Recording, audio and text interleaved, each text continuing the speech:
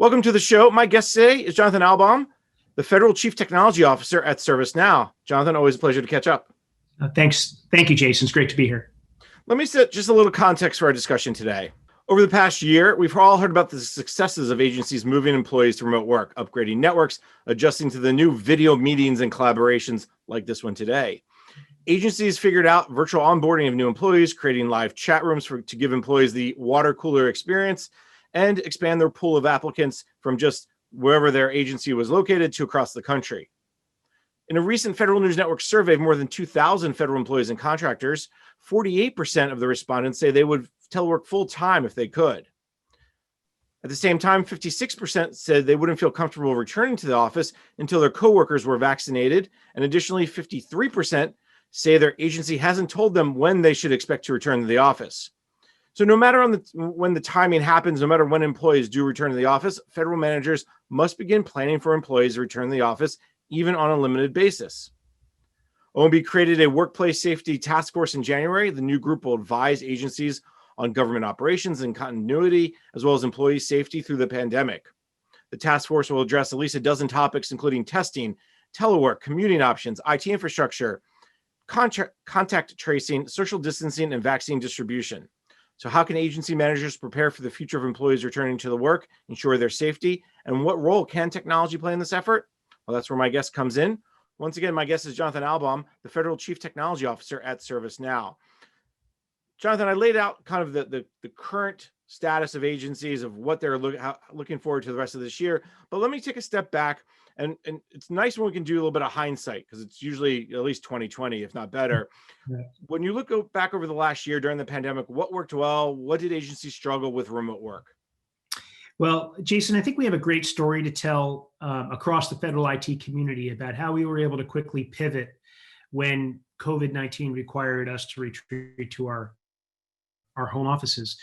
You know, we'd invested a lot of money in our agencies over the prior several years in IT modernization and digital transformation kinds of activities. And I think things like FITARA and the Modernizing Government Technology Act, those things helped a lot because they created a stage. They set the stage for us to be successful during this time. You know, the idea of going home was easy. I think, you know, sometimes the idea of returning can be very hard.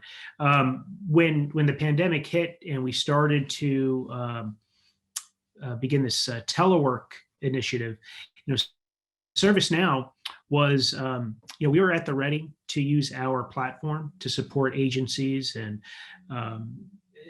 commercial customers and even actually non-customers, and, you know, doing some of the core things to make sure that the retreat to the home office worked well. We established an emergency response set of capabilities with giving employees the ability to self-report their status, giving outreach capabilities to employers to communicate very effectively with their employees, creating opportunities for employees or employers to report exposure management early on, maybe an early form of contact tracing, if you will. And, you know, we also were working with the state of Washington at that time to take the incident management system, the response system that occurs during a major incident, and digitize it. So at the state of Washington, they used ServiceNow to run all of the aspects of their emergency response in those early days.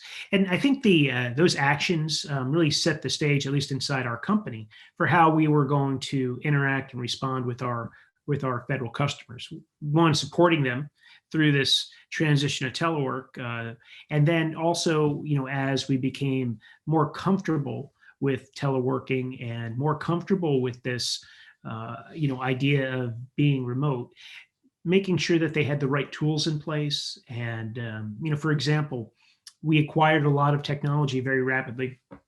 We acquired a lot of hardware and software. The ability to manage those capabilities long-term using software asset management and automating aspects of IT management that was necessary for a successful IT operation, a successful agency operation in a telework mode.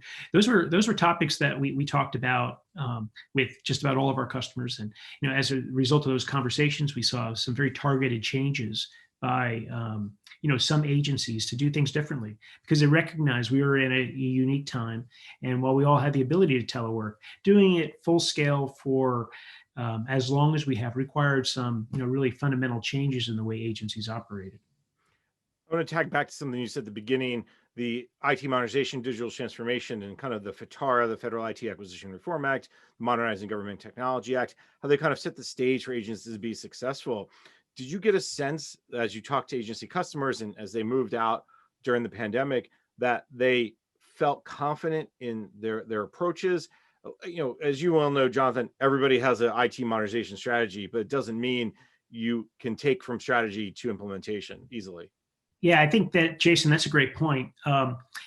Agencies, in my experience, were relying on plans they had in place, but a lot of those plans assumed that there would be workers in the office, field offices would be open, that they would be able to digitally transform over time, but not in the rush with which we had to do it. So in some cases, the plans worked to an extent. In other cases, they had to be rewritten from my experience. I think what we found generally, though, was that agencies figured out a way to operate. I spent a number of years in the federal government, as you know, in different CIO positions. And I can tell you one thing that I learned was that agencies have to operate, irrespective of what the agency mission is. It has to work every single day. There are people all over the country relying on payments going out, relying on different kinds of assistance, or things like applying for a loan. There were aspects of the CARES Act that impacted agencies substantially, whether it was the economic impact disaster loans or COVID food aid.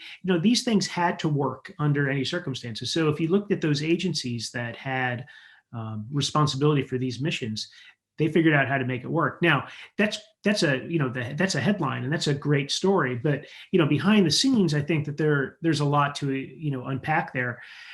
Just because we could make an aspect of the mission work for a short period of time to meet an immediate need doesn't mean that we did it in a way that's going to support a long-term digital transformation. It doesn't mean that this set of capabilities doesn't have inherent risk in it, or that the agency can rely on that setup, in perpetuity. So, one thing that I've discussed with different CIOs in my, as I've interacted with them during this period of time is, finding the right time to do what I call a strategic pause and reflect on the kinds of changes they had to make, the innovations they brought into their environments, so they can understand very well whether or not the things that they were able to accomplish are sustainable, whether or not those systems and those capabilities need to be adjusted, maybe even re-architected in some fundamental ways so they'll work in perpetuity.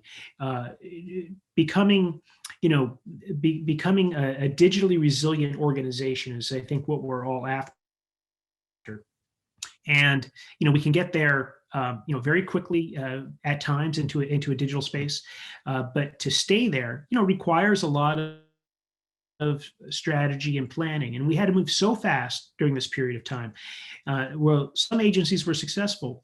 Other agencies were not as successful because they either didn't have platforms and capabilities in place that allowed for that rapid transition, or they did things using existing systems in a way where it could work. And it did work for a short period of time, but it's not sustainable. So we have to make sure that the technologies and approaches that we implemented can be can exist in our organizations long-term, well after COVID. I've heard that from others as well, is that it's when is a good time to take that strategic pause and say, what we've done so far, is that sustainable? When is that good time then? I'm going to make you answer. Well, I could say, well, there's never a good time, or there's always a good time, right? But I think the reality is you need to look for an event that gives you the opportunity to rethink how you're doing your business. And certainly COVID is that grand event. But like we said, we were going very fast in the beginning. But I think a place, in this cycle that we can think about is how we're planning for a return to work. We at ServiceNow, we built a series of applications to support agencies and other organizations as they return safely into the workplace. And like we said in the beginning, it was very easy to send people home and telework. We obviously had to make some changes like we were discussing, but the reality is it's a lot easier to send people home than bring them back during this time. And as we've been having discussions with different federal agencies, and some agencies are already using these capabilities, we felt like it was very important, and we're doing this internally at ServiceNow as well, to make sure that we understand an employee's readiness to return into an office setting. We have schools that are closed, we have other facilities that are closed, so people's home lives are impacted, or perhaps they have some kind of pre-existing condition that requires them to work remotely for a longer period of time. And you have to understand that about your employees if you really want to protect them and think carefully about how we get them back into office. So that concept of understanding readiness, I think, is really critical.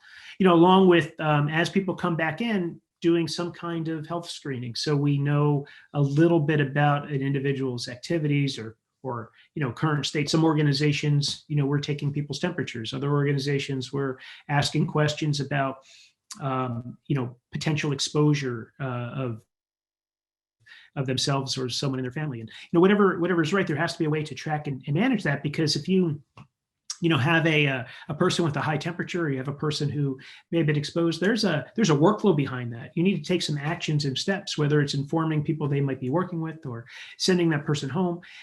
There are some actions that have to happen, and it's not really that easy or even that practical to manage those things in spreadsheets. We need digital technologies for these kinds of workflows. We believe at ServiceNow. Similarly, PPE. A lot of agencies and organizations are supplying PPE to their employees, and there's now a federal mask mandate that came from the Biden administration. So whether an agency's employing PPE or not, or providing it to providing PPE or not, or providing PPE to their workers, or perhaps they have healthcare workers. How do we manage those stockpiles? How do we manage the cleaning supplies? How do we manage the other pieces of maintaining a safe workplace?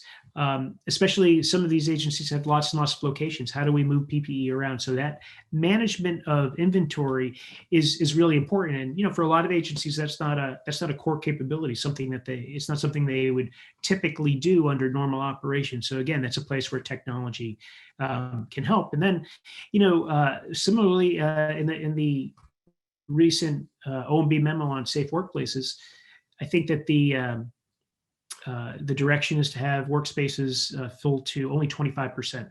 So if you have an operation that has some people coming in, you have to make sure that you have the right people coming in at the right times.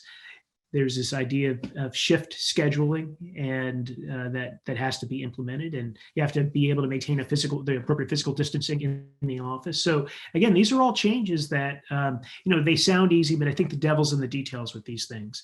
And again, digital technologies have a way to make this a little bit easier to manage, in my opinion. The further opportunity to bring it all together in some kind of dashboard and make it easy for leadership to see what it all looks like and make good management decisions is, I think, really essential too. Jonathan, we're right up on the break, but just real quick, I imagine one of these key pieces of this is the automation piece, and I think we'll get to that in the next segment, but I imagine automation is key here. Let's take a quick break. You're listening to the discussion Innovation in Government, sponsored by Carahsoft on Federal News Network.